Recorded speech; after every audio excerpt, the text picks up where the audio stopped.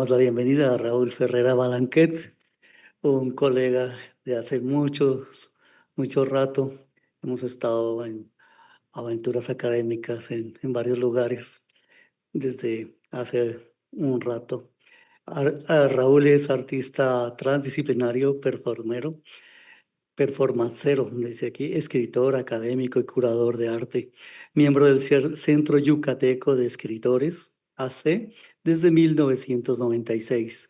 Él es PhD de la Universidad de Duke, con un magíster en Intermedia Art de la Universidad de Iowa.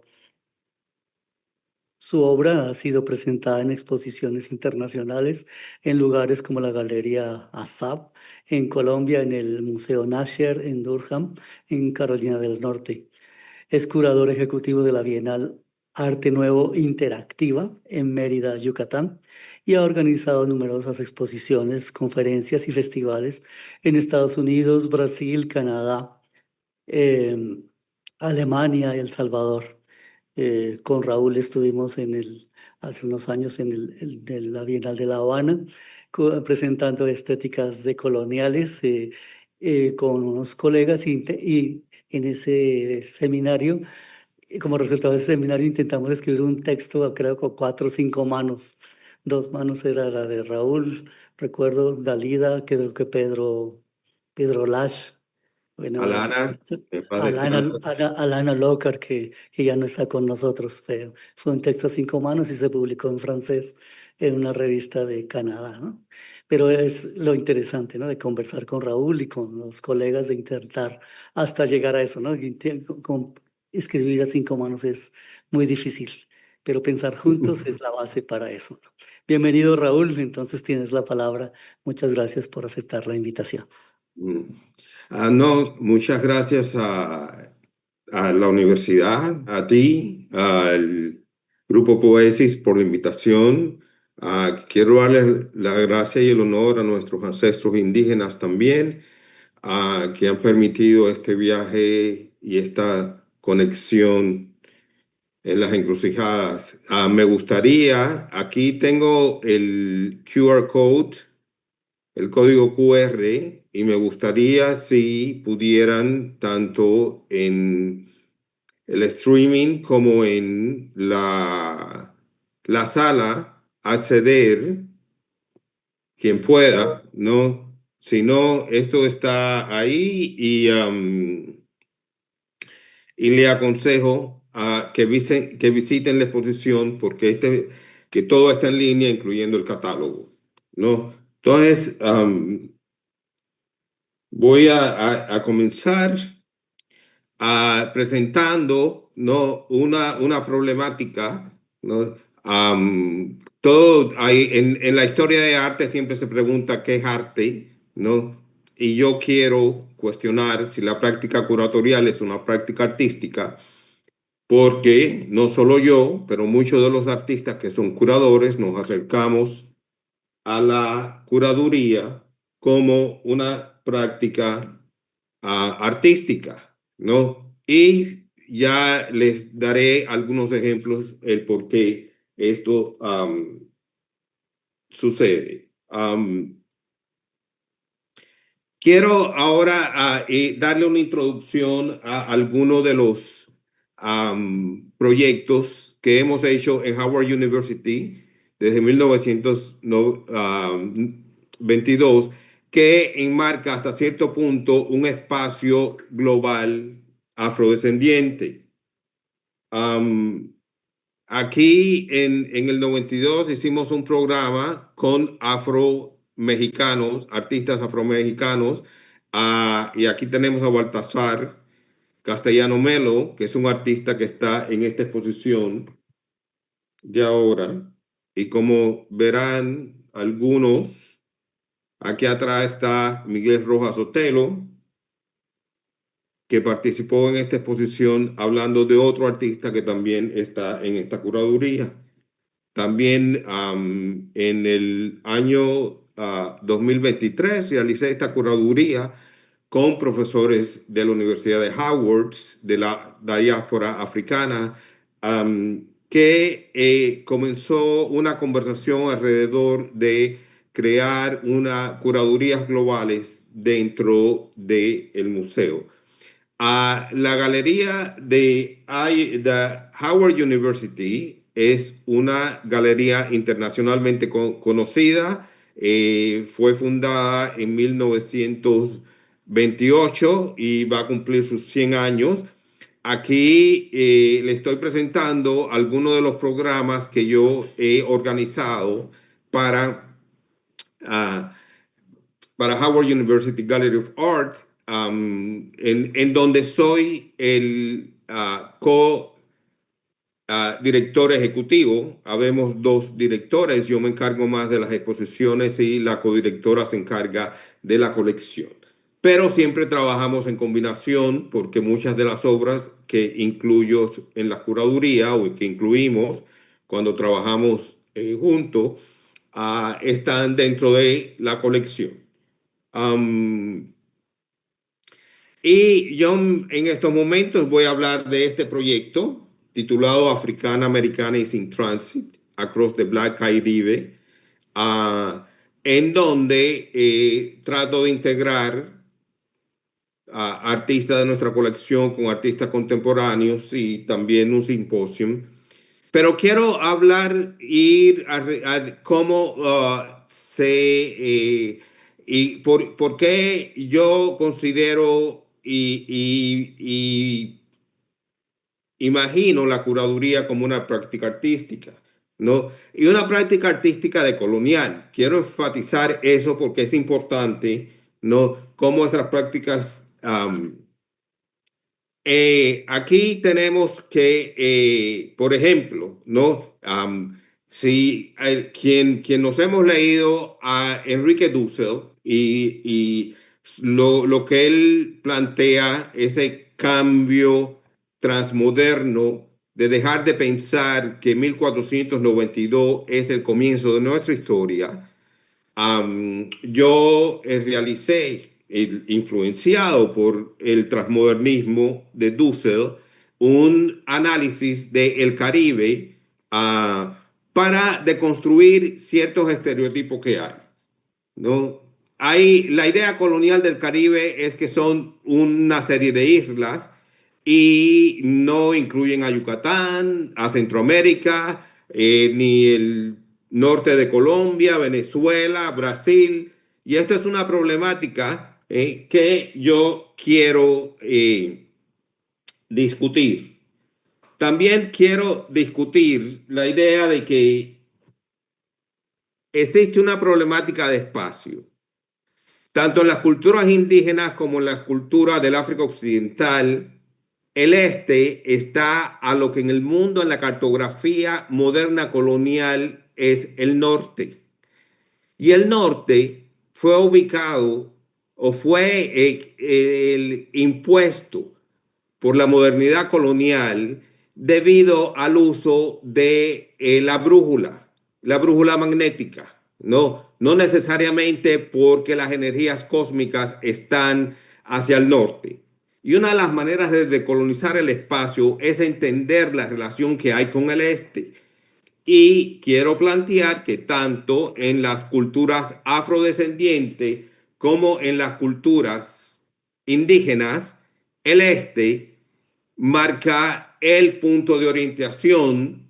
El sol sale por el este y en el Caribe el huracán, que es el corazón del cielo, también viene del este. Y es muy fundamental entender esta cuestión espacial de la cartografía moderna colonial, porque una de las razones por qué se han desconectado con el espacio cósmico y tenemos la crisis ambiental que hoy tenemos en día es por esta manipulación moderna colonial de crear al norte como punto de orientación, y es una orientación artificial y desconectada totalmente de las energías cósmicas.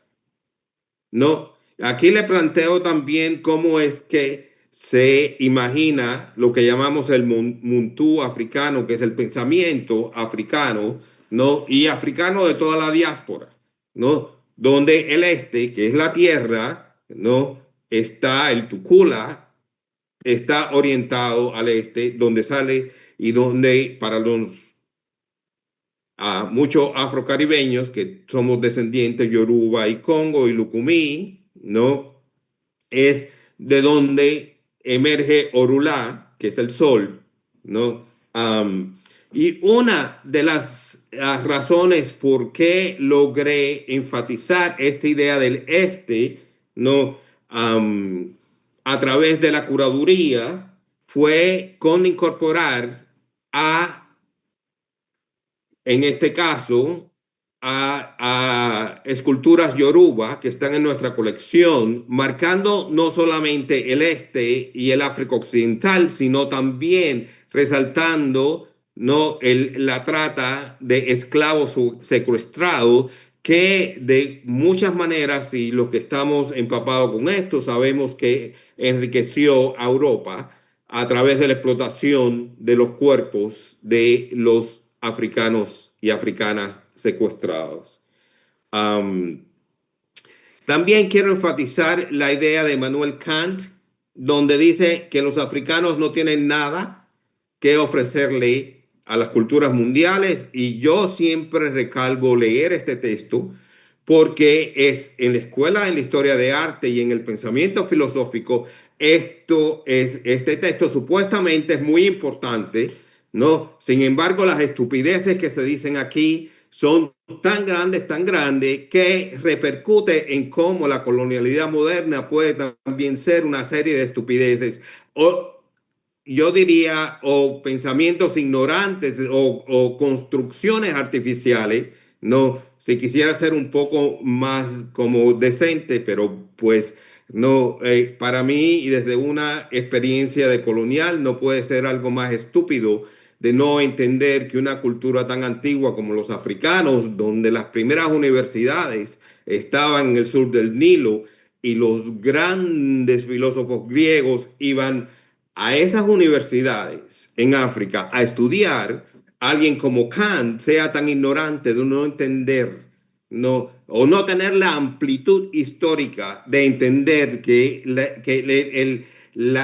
el territorio africano es un espacio donde se ha forjado gran parte de la cultura global. También quiero cuestionar el problema lingüístico, ¿no? Y los estereotipos que se asocian con el Caribe, ¿no? Y siempre el Caribe latino o hispano resalta, ¿no? Por muchas razones, ¿no? Y no, esta cuestión lingüística colonial no permite ver la relación que existe entre los indígenas del Caribe, la relación ancestral y familiar que existe con los indígenas del Caribe, tanto sean los mayas, los arahuacos, como los caribes, que antes de la llegada de los europeos tenían un sistema tanto económico como cultural bien sofisticado, ¿eh? Y esto se debe, claro, no Walter Mignolo habla muy bien en su libro La idea de América Latina, de cómo esta construcción de la latinidad de América Latina solo englobaba a los españoles y los portugueses y dejaba fuera los territorios caribeños y latinoamericanos que hablaban inglés y hablaban francés. Y la razón era porque estos territorios, tanto Jamaica, Haití, son territorios altamente africanos, ¿no? Y, por ejemplo, en Belice se desconoce completamente la relación y la identidad de los mayas, como también existe el estereotipo colonial de Costa Rica, un país blanco europeo, y los afrodescendientes costarricenses están completamente borrados de la imagen nacional, ¿no? Y con esa idea de decolonizar el lenguaje es porque, aunque el título de esta curaduría plantea una relación al inglés, ¿no?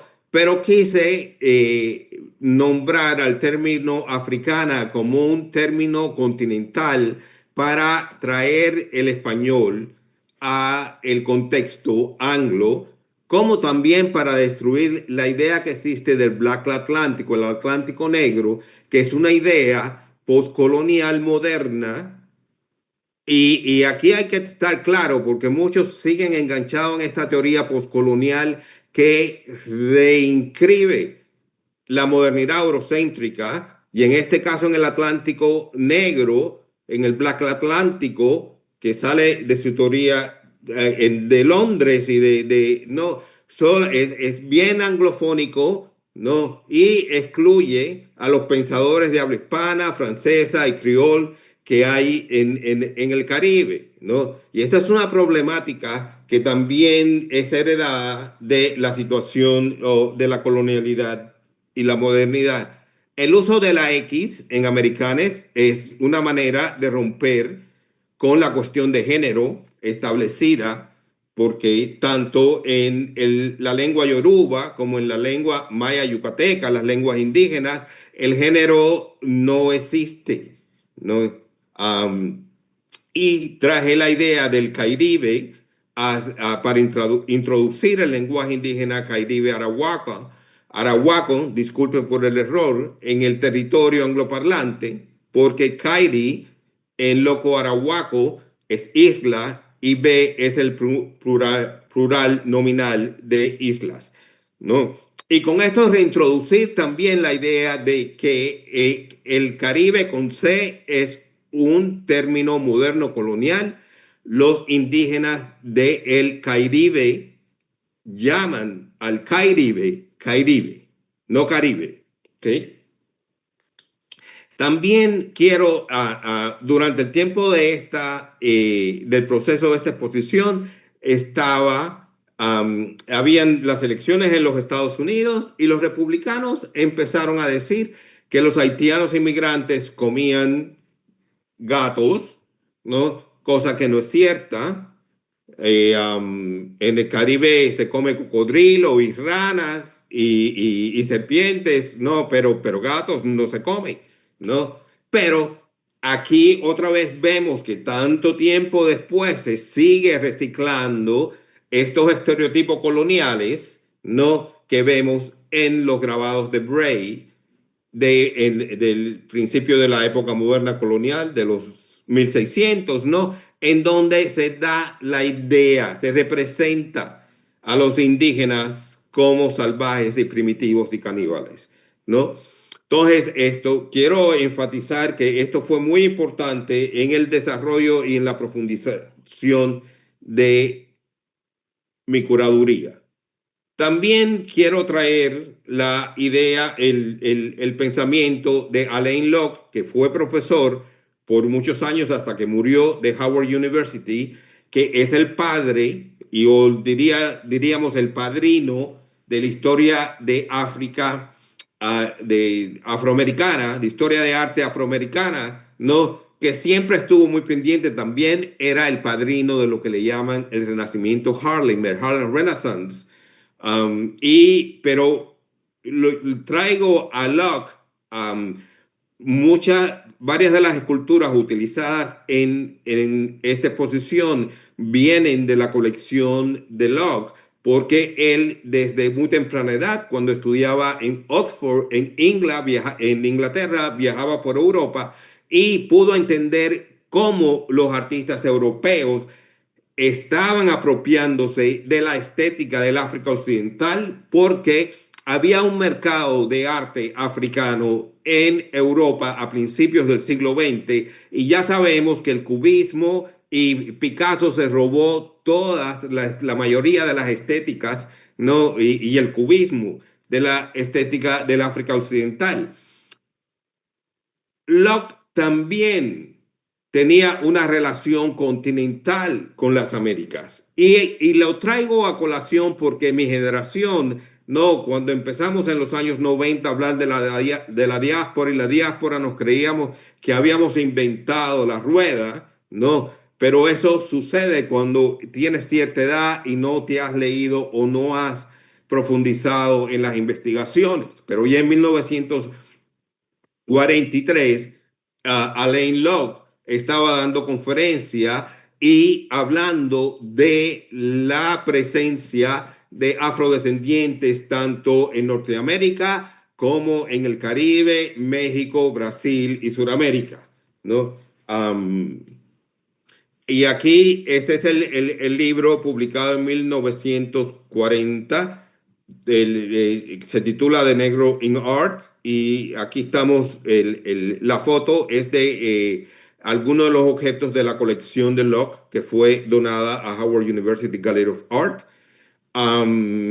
y que fue fundamental para mí porque en este libro también Locke incluye artistas afrocubanos y afrojamaiquinos en esta publicación. Y ya tenía una idea, ¿no? Porque estos artistas habían participado en exposiciones en Nueva York en los años 30, ¿no? Ahora, quiero plantear un poco cómo el modelo de imaginar el diseño de la exposición o cómo algunos de los artistas que trabajamos en creando exposiciones tratamos de comenzar con un sentido de sensación del diseño, ¿no? Y aquí hay varias figuras geométricas, el bebé, hay diogramas caribeños, ¿no? El huracán, pero también hay las banderas que de cierto momento esta gama de colores me sirvió para reimaginar lo que quería hacer con la exposición, ¿no? Aquí es una manera en que articulo el viaje, la fluidez a través de los espacios de la galería para de cierto modo romper con esa linealidad que todavía se tiene impuesta en los museos de arte para que los visitantes entren y salgan rápidamente y vean y sigan la línea, ¿no? Desafortunadamente, en junio de este año nos informaron que la galería y todo el edificio iba a estar bajo renovación y entonces por esos problemas tuvimos que reimaginar qué íbamos a hacer con la exposición y decidimos que íbamos a hacer una exposición en línea y con el catálogo en línea y con diferentes actividades. Por eso hacía énfasis en que por favor visiten la galería, visiten el sitio del el Colegio de Arte de la Universidad de Howard University y que vayan en el menú a la Galería de Arte y traten de encontrar el catálogo donde está la información. Está en inglés, pero es un texto bien importante, ¿no? La exposición se diseñó de esta manera, ¿no? De crear una combinación de una exposición que tuviera la colección, arte o obras de la colección y obras de artistas de la diáspora africana, caribe, africana contemporánea, con muestras de video, el simposio, las publicaciones en líneas y las conferencias, ¿no? Yo por eso agradezco mucho a Pedro Pablo. Es cierto que llevamos muchos años, ¿no? Pero esta incursión dentro de este congreso y seminario está estableciendo también no solamente la relación que tenemos como colegas y compañeros dentro del grupo de Colonial, sino también una conversación de universidad a universidad que está realmente ofreciendo un espacio para que pueda compartir con todos ustedes este proceso de trabajo de Colonial que tenemos en Howard University Gallery of Art, ¿no?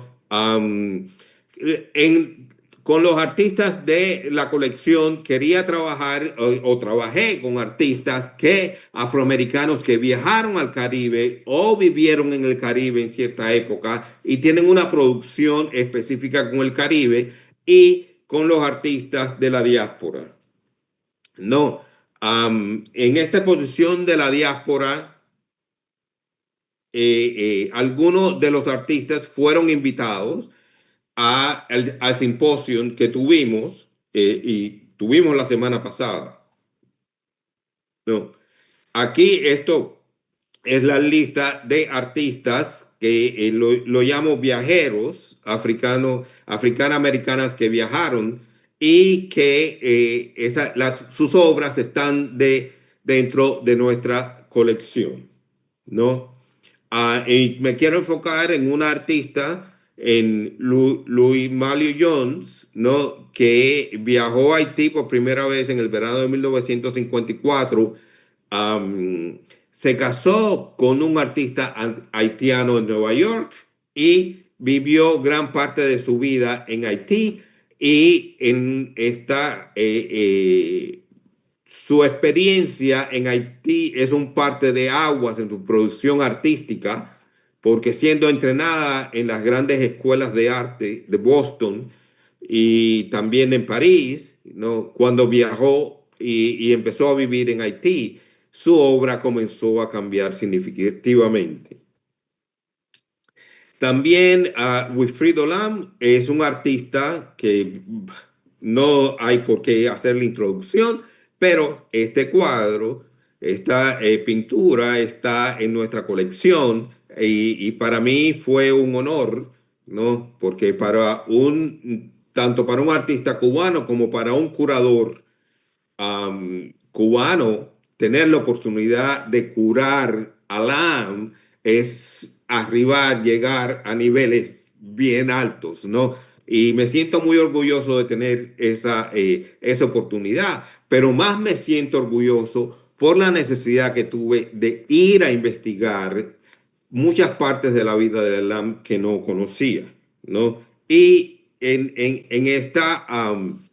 este cuadro llegó a nuestra galería porque Lam, cuando regresó a Cuba después durante la Segunda Guerra Mundial y la invasión de los nazis a París, tuvo que regresar al Caribe, regresar a Cuba, y hizo su viaje con André Breton y varios surrealistas que eran amigos, ¿no? Visitaron a Aimé Césaire y a Suzanne Césaire en Martinique, ¿no? Y um, estando en Cuba, Lam comenzó a exponer su trabajo en la Galería Pierre Matisse de Nueva York, que era el hijo de Henri Matisse, el pintor, esta obra fue adquirida por Arturo Spinger, que trabajaba en Howard University, también se graduó de la Escuela de Leyes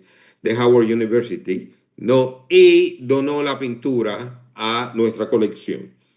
Pero también en nuestra colección existía un busto de Maceo y otras obras de Teodoro Ramos Blancos, que es uno de los pilares del arte afrodescendiente y del arte cubano moderno, ¿no? Que estudió en la Escuela de San Alejandro, pero también en Roma por muchos años, en los años 20, ¿no? Y tuvo una residencia en Howard University a principios de los 40, de los años 40, donde produjo varias obras y varias de sus obras están en nuestra colección, ¿no? Incluyendo esta, ¿no? Es el niño riendo, ¿no? También hay otras esculturas de Elizabeth Catlett, que gran parte de su vida la vivió en México, ¿no? Richmond Barthé, que vivió muchos años en Jamaica, ¿no? Y Augusta Savage, que es una de las pioneras de la escultura moderna afroamericana, que aunque nunca viajó a Haití, la revolución haitiana tuvo mucho peso en la realización de esculturas, ¿no? Bueno, ya hablé de esto. Algo que me llamó mucho la atención, y estos son artistas que están en nuestra colección, es que los artistas, y quiero conectar esto con la cuestión lingüística moderna colonial y la fragmentación lingüística que existe en el Caribe, ¿no?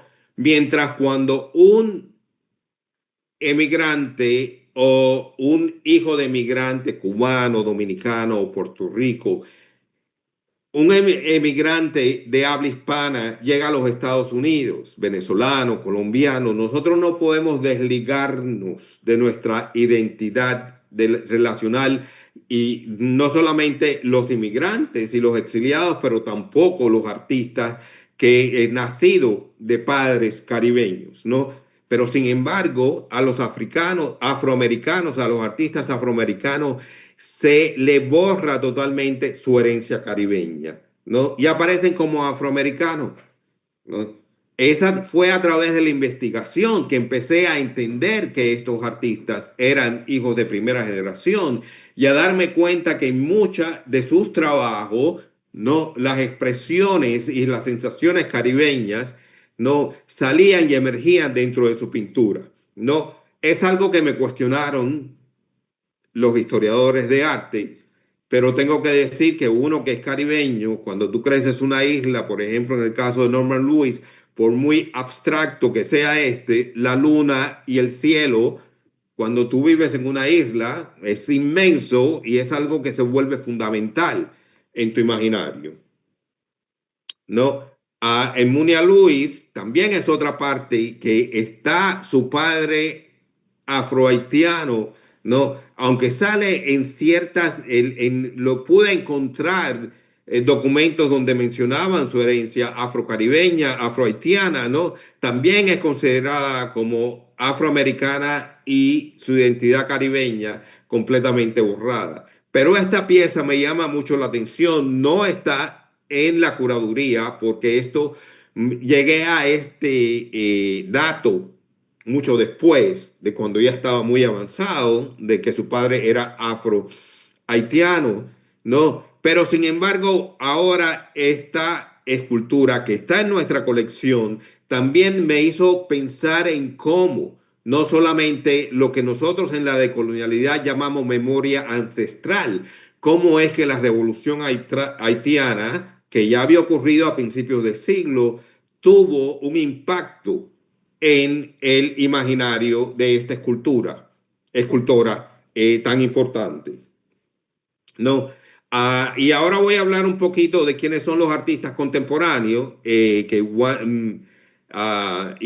esta es la lista, como digo, está en el catálogo, pero no me quiero ir más allá del tiempo, porque sé cómo estamos, pero Wanda Raimundo Ortiz es nacida en Nueva York de padres puertorriqueños, ¿no? Y cuyo trabajo también es performera, es artista visual, ¿no? Y tiene un trabajo bien interesante donde toda su relación con el pelo, ¿no? Y con las pelucas y las trenzas, ¿no? Repercute o hace eco de una relación que existe en la diáspora africana del pelo.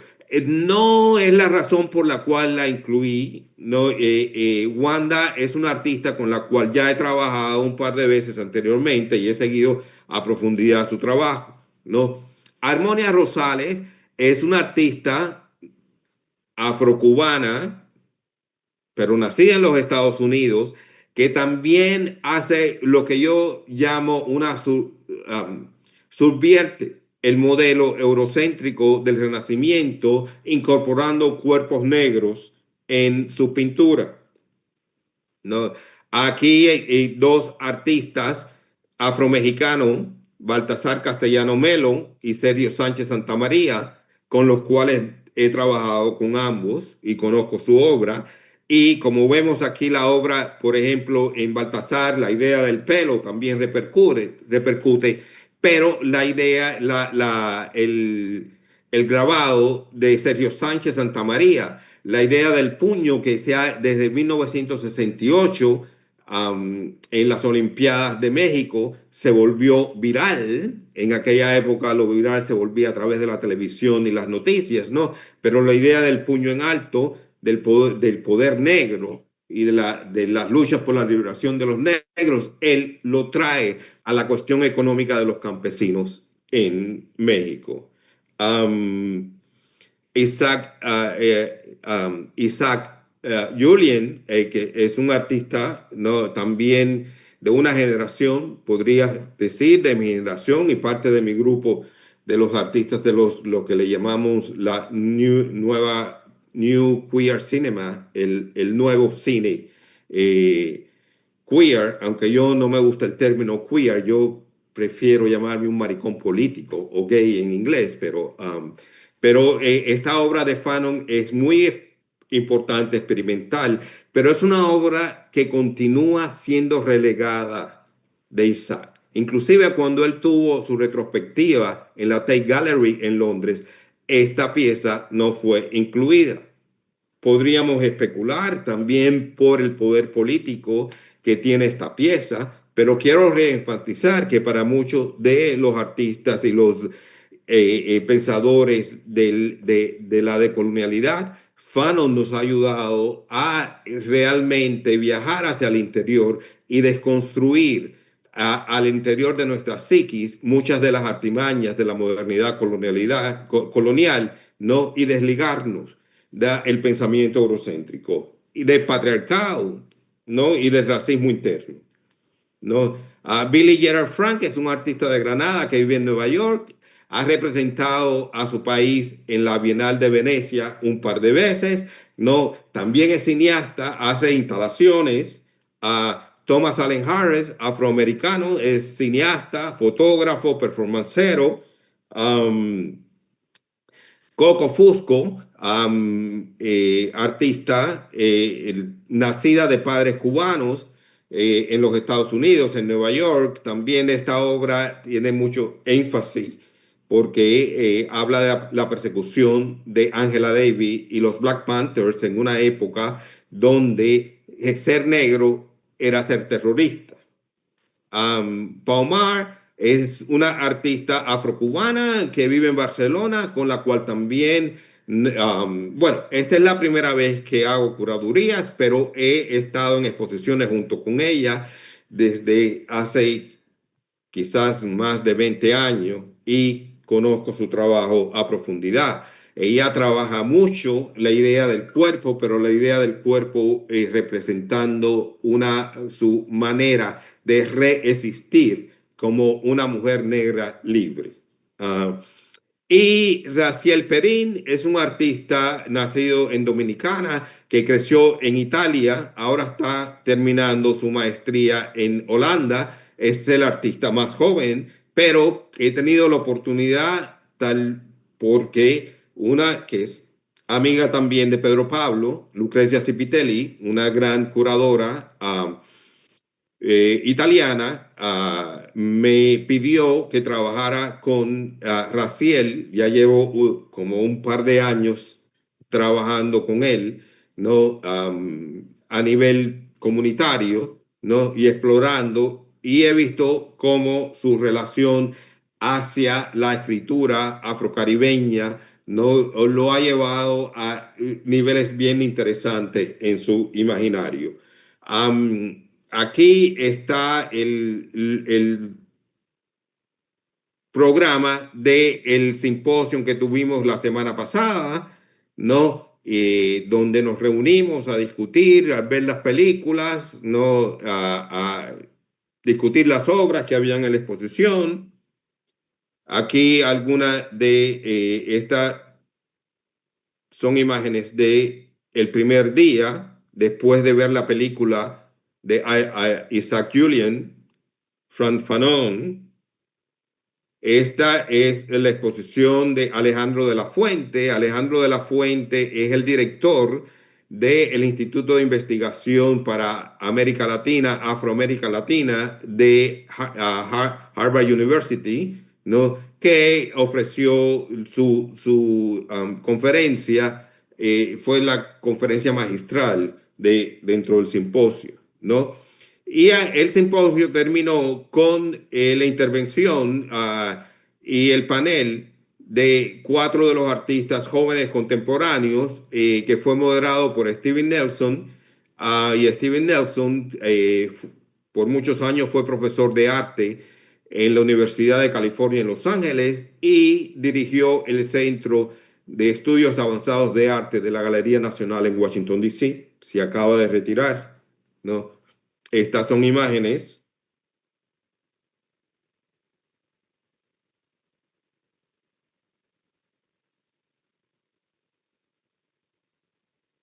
Bien, y con eso termino mi intervención.